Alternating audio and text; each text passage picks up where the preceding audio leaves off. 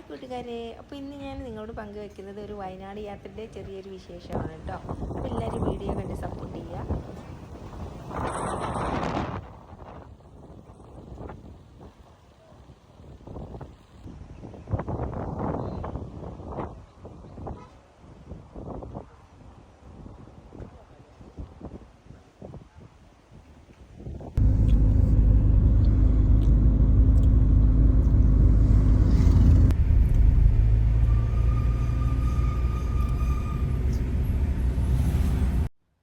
ഇന്നൊരു അവധി ദിവസം ആയതുകൊണ്ടാണെന്ന് അറിയത്തില്ല, പിന്നെ ഞങ്ങൾ രാവിലെ പുറപ്പെട്ടത് കൊണ്ടാണെന്ന് അറിയത്തില്ല, ചുരത്തിലൊന്നും ഒട്ടും തിരക്കുണ്ടായിരുന്നില്ല. നല്ല വാഹനങ്ങളൊക്കെ നല്ല സ്മൂത്തായിട്ട് തന്നെ പോയിക്കൊണ്ടിരുന്നു. നല്ല ഒട്ടും തിരക്കുണ്ടായിരുന്നില്ല കേട്ടോ. നമ്മുടെ യാത്രയൊക്കെ വളരെ സുഖകരമായിരുന്നു.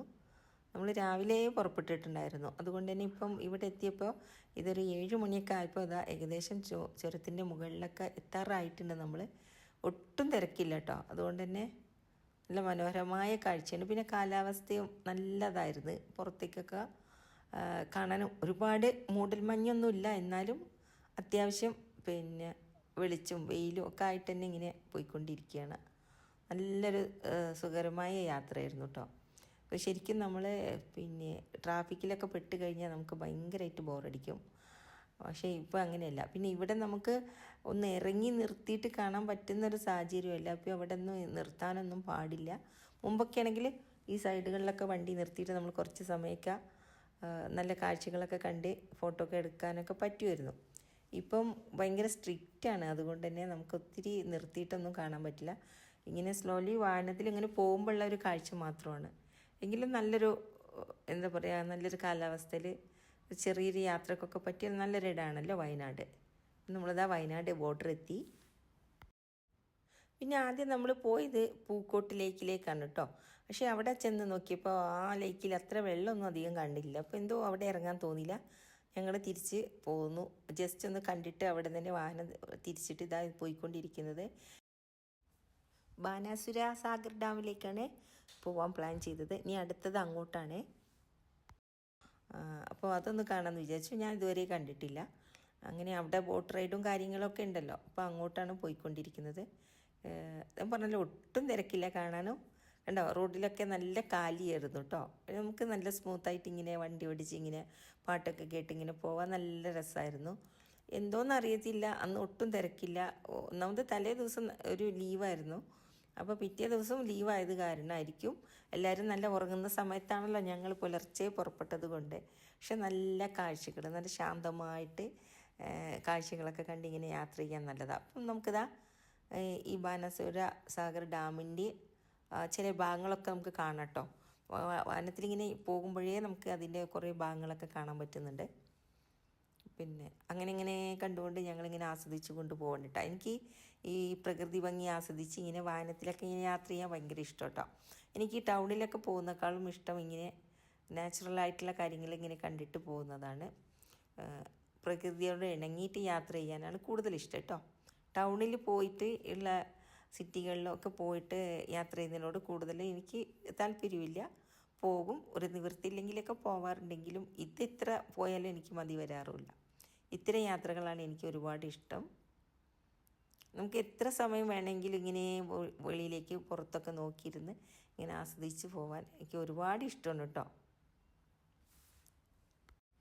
ഈ ഭാഗത്തേക്ക് ഞാൻ ആദ്യമായിട്ട് വരിക ആയതുകൊണ്ടായിരിക്കാം എനിക്ക് നല്ലൊരു എക്സൈറ്റ്മെൻ്റ് ആണ് തോന്നിയത് കേട്ടോ. ഫസ്റ്റ് ടൈമാണ് ഞാൻ ഈ ഭാഗത്തേക്ക് വരുന്നത്. ഈ ഡാം കാണുന്നതും സത്യത്തിൽ ആദ്യമായിട്ട് തന്നെയാണ്.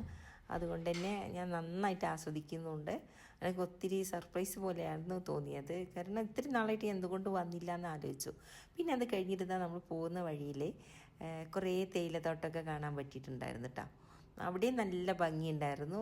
എങ്കിലും ഇപ്പം എനിക്ക് തോന്നുന്നു ക്ലൈമറ്റ് കുറച്ച് ചേഞ്ച് ആയതുകൊണ്ട് തന്നെ തേയിലയുടെയൊക്കെ അത് ഒരു കുറവായിട്ട് ഫീൽ ചെയ്ത്.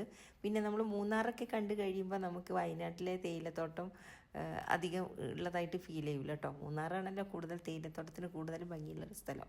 എങ്കിലും നല്ലതാണ്.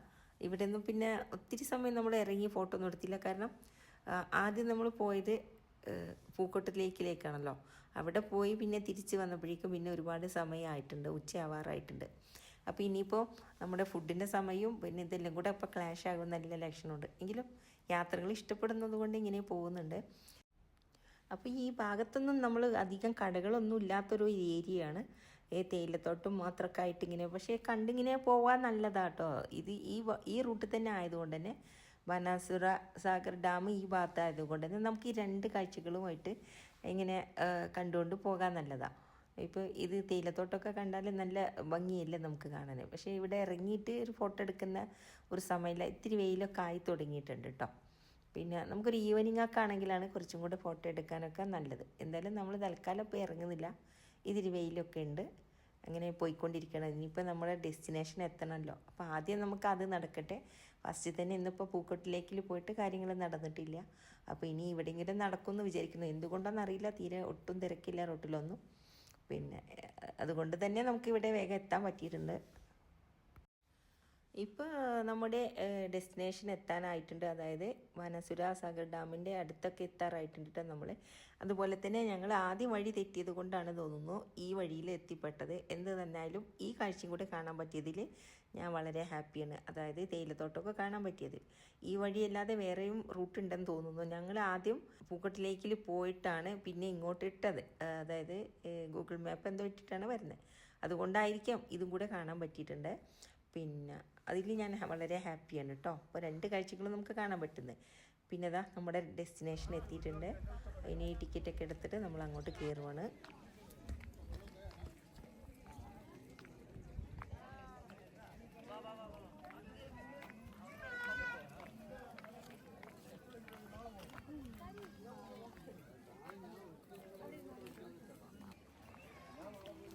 പിന്നെ ഡാമിൻ്റെ മുകളിലോട്ട് വരാൻ അവിടെ വണ്ടി ഉണ്ട് കേട്ടോ, ബസ്സുണ്ട്, ചെറിയൊരു മിനി വാൻ ഉണ്ട്, അതിൽ കയറിയിട്ട് നമുക്ക് വരാം, നടക്കേണ്ട കാര്യമില്ല.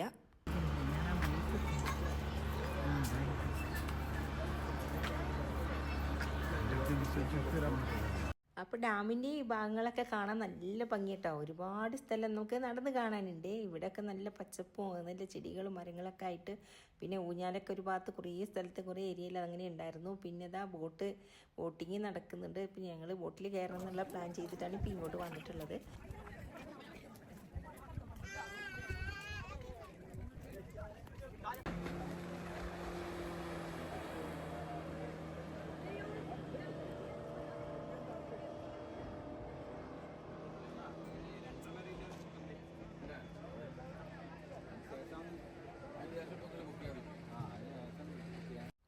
അങ്ങനെ ഞങ്ങൾക്ക് ബോട്ടിങ്ങിന് വേണ്ടിയിട്ട് ടിക്കറ്റ് കിട്ടിയില്ല ഗൈസ്. അപ്പോൾ ഞങ്ങൾ തിരിച്ച് പോരേണ്ട ഒരു ഗതികേടാണ്. ഇപ്പോൾ കുറച്ച് സമയം ഇവിടെ കൂഞ്ഞാലാടി, വൈകുന്നേരം വരെ ഞങ്ങൾക്ക് വെയിറ്റ് ചെയ്യാൻ പറ്റാത്തതുകൊണ്ട് ഇനിയും ടിക്കറ്റ് കൗണ്ടറൊക്കെ തുടങ്ങിയിട്ട് എന്താ ഉച്ചയ്ക്ക് ശേഷമാണ് അത് തുടങ്ങുള്ളൂ എന്ന് പറഞ്ഞു.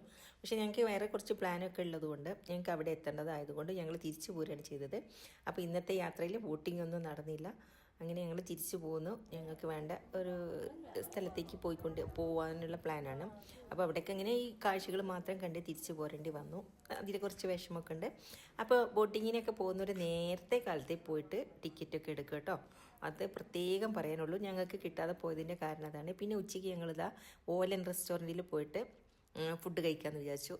കുറേ ലേറ്റായിരുന്നു, ഒരു 2:30-3 മണിയൊക്കെ ആയിട്ടുണ്ടായിരുന്നു. നല്ല തിരക്കായിരുന്നു. ഒരുപാട് സമയം വെയിറ്റ് ചെയ്തതിന് ശേഷമാണെങ്കിലും നമുക്ക് അത്യാവശ്യം നല്ല ഫുഡാണ് കിട്ടിയത്. അതുകൊണ്ട് ഹാപ്പിയാണ്. നല്ലൊരു സദ്യ കഴിക്കാൻ പറ്റി. നല്ല തിരക്കെന്ന് പറഞ്ഞാൽ 3:30 മണിക്ക് ശേഷമാണ് ഞങ്ങൾക്ക് ഫുഡ് കിട്ടിയിട്ടുള്ളത്. അപ്പോൾ ജസ്റ്റ് ഇങ്ങനെ അവിടെ കണ്ട ടി വിയിലൊക്കെ നോക്കി ഇങ്ങനെ ഇരുന്നു. എന്തായാലും നല്ല അടിപൊളി സദ്യയായിരുന്നു കേട്ടോ.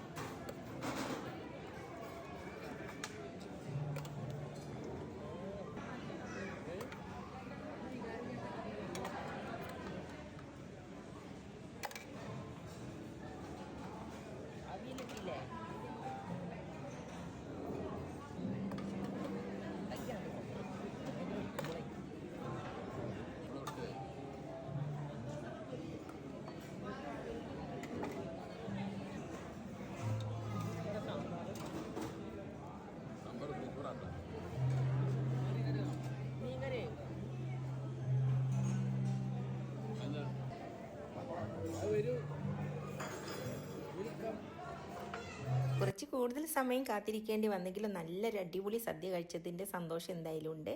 അപ്പോൾ ഇന്നത്തെ ഫുഡൊക്കെ നല്ല സൂപ്പറായിരുന്നു പറഞ്ഞാൽ പിന്നെ നമ്മളിതാ ഫിഷിൻ്റെ ഒരു ഒരു കോമ്പോയും കൂടി എടുത്തിട്ടുണ്ടായിരുന്നു കേട്ടോ. അതിൽ ചെമ്മീനും നെത്തോലിയും മീനും കൂന്തളും എല്ലാം കൂടെ ഉണ്ടായിരുന്ന ഒരു ഐറ്റമായിരുന്നു.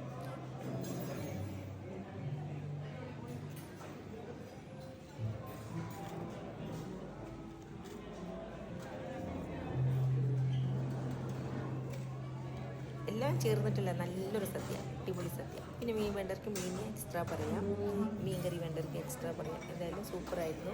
കുറേ നാളത്തെ ഒരു ആഗ്രഹമായിരുന്നു ഇങ്ങനെ എല്ലാവരും പറയുന്നതും ബ്ലോഗേഴ്സ് പറയുന്നതും മറ്റാളുകളൊക്കെ അവിടെ പോയി കഴിച്ചിട്ട് അതിൻ്റെ വീഡിയോ ഒക്കെ കാണുമ്പോൾ എപ്പോഴും പോയി കഴിക്കണം എന്ന് തോന്നാറുണ്ടായിരുന്നു. എന്തായാലും അത് നടന്നു. പിന്നെ അതിന് ശേഷം ഞങ്ങൾ അവിടെ നിന്ന് ഞങ്ങളുടെ വേറെ ഒരു കാര്യത്തിന് വന്നതാന്ന് പറഞ്ഞില്ല, അങ്ങോട്ട് പോയി. അപ്പോൾ ഇന്നത്തെ എൻ്റെ ഈ വീഡിയോ, വയനാട് ട്രിപ്പിൻ്റെ വീഡിയോ നിങ്ങൾക്ക് ഇഷ്ടമായിട്ടുണ്ടെങ്കിൽ ലൈക്ക് ചെയ്യുക, കമൻറ്റ് ചെയ്യുക, വീഡിയോ കണ്ട് സപ്പോർട്ട് ചെയ്യുക. അപ്പോൾ ഇനിയും പുതിയ വ്ളോഗുമായിട്ടോ പുതിയ റെസിപ്പിയുമായിട്ടോ അല്ലെങ്കിൽ പുതിയ ഡിഷുമായിട്ടൊക്കെ വരുമ്പോഴേക്കും എല്ലാവർക്കും thank you, take care, by.